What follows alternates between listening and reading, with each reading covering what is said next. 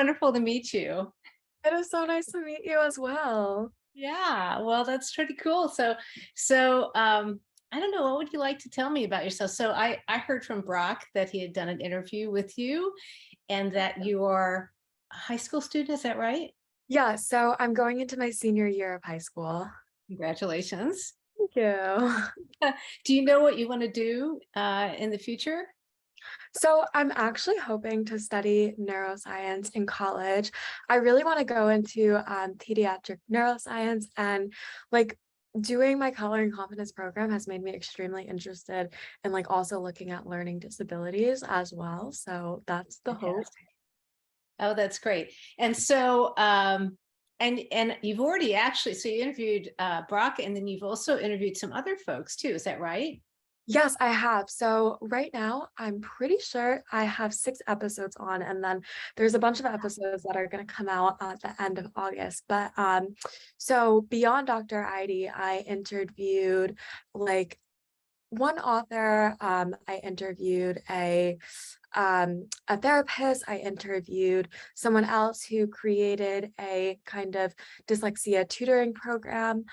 So just very different interviews as per what the fields these experts study in, but it makes it super interesting for me, and I hope listeners just hearing the different perspectives that different experts can offer about language-based learning disabilities. Okay, now I'll tell you that we don't usually, I mean, me personally, I don't usually use the term disability Yeah. because it can have all kinds of different, obviously, disability qualifies you for accommodations, modifications that some people really need. So I don't want to dismiss that. But it can also have a negative stereotype too for people who, will hear it from the outside and don't have any, personal interaction with people. So I do want to mention that because sometimes when people listen, they hear disability, disability, it's so Mhm. totally not what my community deals with. So I do want to get that across. And yet like I said, I totally understand why that comes from that. But so you became interested in learning differences, and I realized that there are going to be more people that you speak to, but has there been anything, and sorry, I'm going off script. I don't think No problem. these to my questions, but it came to my mind. Do you think you've learned anything or been surprised by anything by talking to people? Have you learned anything from the folks you've spoken to so far that you might not have had an impression about before actually talking to more people? Yes, for sure. So I definitely like while creating my color and confidence program prior to the Erasing the Stigma video series, I did a lot of research about learning differences and just the diversity that you could find in the field. But it wasn't until I started talking to all of these experts that I really truly saw the breadth of diversity that can be found in the field of dyslexia, which most of my conversation so far has been focused on dyslexia. But actually, after this, I have a conversation with an expert about dysgraphia. So just learning about the extreme diversity in the field is wonderful because I'm talking to experts who either have a learning difference themselves or who specialize in the field. And it's very interesting hearing the different perspectives of it. But I've also come to realize that when, like you were saying, with like the connotation behind disability, a lot of the experts who I talk to or I've reached out to, many of them have a learning difference themselves, whether it's dyslexia or something else. And with that connotation that comes with the disability, a lot of these experts have faced adversity. And there's like that common connotation that when someone has faced adversity themselves, it kind of hardens them or makes them bitter. And really, through erasing the stigma, you can see that that is completely not true because I found that I think the people who have experienced extreme adversity are the people who are more willing to offer their time despite their busy schedules to help other kids to not go down that path of adversity that they faced. So I just find that kindness and the willingness to help also just extremely gratifying, but it's just really great to be able to see that and experience it firsthand. Yeah, that's great. Yeah, no, I gotta say, at least with our familiarity with the, well, actually, I mean, dyslexia community, but even beyond that, people with differences, significant differences, wow, this is a wonderful group of people, really multi-talented, just brilliant, different perspectives, that it's a very warm and giving community. And perhaps by going through this journey themselves, which can sometimes be quite painful, I think it carves your character, and sometimes it might actually wound people for a while, but later on, wow, I think there's a lot of generosity that comes from people. So I love this community. It's just been wonderful working with them. So tell me a little bit about the name of your sort of group, or your your channel. Where did that Yeah. come from? So my name is Erasing the Stigma, and that is exactly what I want to do. So there are a lot of stigmas that come with dyslexia and other learning differences, just because, like you said before, that connotation behind disabilities. And when people are talking about dyslexia and other learning differences, it's not really brought up the positive aspects that come out of having these learning differences, and the way that your brain processes information is different. And while yes, that may give rise to some challenges, there's a lot of amazing skills that people with dyslexia and other learning differences have. And so when I personally was doing my research, it's hard to find a lot of positive information if you're not looking for it. So if you just look up like facts about dyslexia, or what if my child has dyslexia, what can I do? The majority of sites that come up show you the negative aspects of it. And so my Coloring Confidence program is for parents and educators who are looking for help if their child or their students have a language-based learning disability. And I wanted my site to be able to show the positive aspects, because I understand that it can be extremely overwhelming if you find out that your child has a learning difference and you're getting all of this negative information. And I want to erase that stigma. And while parents and educators might originally come to Coloring Confidence to learn about art integration, I want them to be able to see, oh, hey, there's erasing the stigma. And these are all the positive things that my child has because they have dyslexia or another learning difference. So I just want to really emphasize that positive space and positive community and the positive aspects of these amazing learning differences. So my goal of erasing the stigma is truly to provide insight that is positive and can help erase the stigma. Yay, I like that. It's a great idea. Now, can you tell me a little bit about like your backstory, and if you had any differences yourself, or things or people that came across your path that made you became interested in pursuing what you're planning to pursue right now? Yeah, so for sure. So when I was in second grade, so prior to that, actually, I always struggled with reading. I know this isn't the best thing to say, but when I was in elementary school, we would have like these reading logs where you were required to read. And I really, really struggled with reading. So what I would do for all my books was I would literally read the front cover of the book to understand like what the topic of the book, like from the title. And then I would read the back of the book of the little description. And then I would read the first page and the last page. And that was it. So I could get enough insight to be able to go in class and talk about the book, but it was just because I struggled with reading so much and it just discouraged me to read. So that definitely was not the best thing to do. And That's because got to be stressful. I mean, do you remember, where did you feel like you're kind of hiding things? And I I was. So yes, it definitely was stressful. I did feel like I was hiding things, and it was revealed that I was doing this because, I was in elementary school. I couldn't keep this up for a while. So by the time I got to second grade, I was put into a specialized reading class because I struggled. And I was never they found you early, though. That's good. They Yeah. did, they did, yes. However, I was never diagnosed as having dyslexia, but and my entire life I did not think I had like dyslexia I just thought I always had dyslexia-like struggles. But I took your test 2 nights ago and I was high on the scale of the test. So it's most likely that I do have dyslexia. But anyway, so going back to second grade, I was placed in the specialized reading class and I struggled with my confidence because the way my school did it was when we were in language arts, like the entire class, you had a teacher who pulled you out of the room to go to a different room. And prior to this, none of my friends knew that I struggled with reading. And the specialized reading classes definitely did not have the best connotation about them. So it was hard on my confidence and my self-esteem.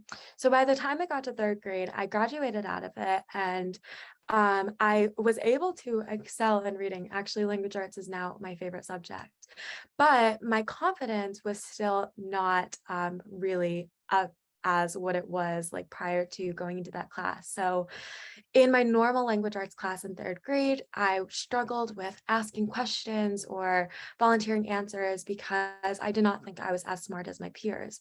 So connecting the art to education and dyslexia, during that time, I really found a passion for doing art, whether it was drawing or painting. And I had always been in like art classes and summer camps having to do with art prior to this, but art really became impactful in my life because I was able to find so much confidence while creating art, because I truly think that there's no right or wrong, no bounds in art. I mean, anything can be a work of art. Like the beauty is truly in the eye of the beholder. So the confidence that grew while I was practicing art eventually was translated into the academic setting where I felt like I could take risk in art. So I applied that to the academic setting and I started asking questions and volunteering answers. And slowly but surely, I was rewarded with, sometimes my questions were right, or my answers were right, or if my answers were not always right, it like gave way to inquisitive conversation. So my confidence in an academic space really grew. But so flashing, like going forward in time, now where I am, when I was presented with the opportunity to do my Girl Scout Gold Award project, it really brought back memories of this time where I struggled. And in my high school years, I still struggled with reading, but I found ways to cope with it. However, I didn't want other younger kids who struggled with reading to feel that detrimental effect on their confidence as I did. So I really got interested in dyslexia and learning differences and connecting it back to art because art had such an influential impact on my life. And so I came to find out through just research, coincidentally, that art integration was actually scientifically backed as something that helps people with learning differences, which just really set me forward on that path. But then aside from my personal struggle, another thing that really made me interested in dyslexia in general is because I, throughout my entire life, have always been just extremely passionate about equal opportunity when it comes to education. And it pains me to know that beyond dyslexia and other learning differences, kids who are young and talented and have such a bright future ahead of them, that light in them can be severely dimmed or turned off just by the way that the educational system is set up. So for example, for a kid who has dyslexia, when they're learning in an environment that isn't necessarily developed for the way that they process information, they come out of that school system thinking that they are not smart or that they can't be successful. And that is just so not true. And I truly believe that if we could change our educational system and our curriculum so it was more accepting to all types of learning styles, our work field would just be so much more diversified and there would be so many young kids who can have the confidence to do whatever they wanted to do. So I kind of combined my personal story with that passion, and then that's how I went forward with the coloring confidence. Yay. Well, I love it. I love it. Absolutely love it. Congratulations. I mean, I think it's so important. It's fantastic what you're saying. And a lot of people, when you're closer to your source, you know, of childhood, it's a lot easier. It's a lot easier to connect with really what it's like. Mhm. And I hope, like this recording, we'll share it with some families, that some kids who watch you might really feel inspired, Yeah. because it's tough, I mean, sometimes you look at somebody and that they're at the peak of their field and they said, this was me all the way along the line. It was really terrible when I was a kid. That's really valuable. But what's also valuable is somewhere in between, and I think all of what you say really just resonates. And I love to hear about that art store view. Maybe you can share some of your art. It would be nice to kind of share that in our newsletter. That sounds Yeah, terrific. of course. I could send it to you. And also on my website, on the about section, at the bottom, there's like some art there too. Oh, perfect. That's perfect. Yeah. Is it okay? Can we find out a little bit about your family, and a little bit like how things were when you were growing up, the support, or or any connection that you felt when you started facing these challenges? How did things happen? You seem Yeah. awfully poised, I have to say. You seem very articulate. You seem to have a lot more gifts than art, and just in terms of your being able to think on the spot and being able to interact like that. So great for you. But what's your backstory in terms of your family or siblings? I mean, you could just speak in general if you like. So I've been extremely fortunate that my family has been beyond supportive. So I really attribute the fact that I have been able to go through up until my high school years without actually having to go down the path of getting a formal diagnosis for dyslexia, to the support that I found in my family, because my family has helped me develop so many coping mechanisms that have helped me become successful in language arts and other subjects that typically bring about significant challenges to someone like me who had struggles with reading. So, for example, I remember when I was younger, I always confused my letters, so my B's and my D's, which was unfortunate because my last name starts with the D. So it was kind of confusing. But I remember my mom took the time to make a whole chart where there was two hands of left and right showing which letters go to like the left, if that makes sense, and which letters go to the right, meaning that like Ah, and a so she D. was teaching at home. Good for her. So yes, she also taught me, I got confused with my left and my right. She taught me like, look at your hands like this, which Yeah, one. I love that. Yes, and that has been so helpful throughout my entire life. I mean, literally when I was taking my driver's test, when they were like turn left, I was like, okay, okay. Like it was so helpful. Um, my dad and my brother as well, they have just been extremely enthusiastic about helping me when I do struggle with reading, and just giving me the resilience to keep going despite these struggles. So I really attribute the fact that I have been able to come so far without having to go down the route of like having significant struggles where I like truly need to get tested because of the support that I have from my family. So they're just Right. amazing. And did they, either one of them, have a background in education or the arts, or was this really very different a direction that you sort of went in? So no, so my mom, she was a social worker for a while. So she did work with younger kids, and not specifically with dyslexia or anything, but definitely kids who did have disabilities. And so she is definitely a very, very, very sympathetic person, and it definitely translate in her work. And then my dad, he works in finance, so not in the arts, but there's definitely art in my family. So a few of my cousins on my mom's side are artists, and then my dad's side as well, there's definitely some art there, or creativity. Some of my dad's family members are musicians, so I Oh, would say that I come from a creative family, but no one in my immediate family specifically works in education or art. I see. Well, that's really cool. Really cool what they did and had pulled together. Let's see. I can't even remember what my questions were going to be before. Let's see. Is there anything else that you'd like to kind of add or say to our community? So we would, I imagine you kind of said things that you figured out would it be able to help you and like hacks and things like that. Are you going to add that to your channel as well? That would be kind of fun for people to check out. Are there things to look forward to in your channel that people can watch?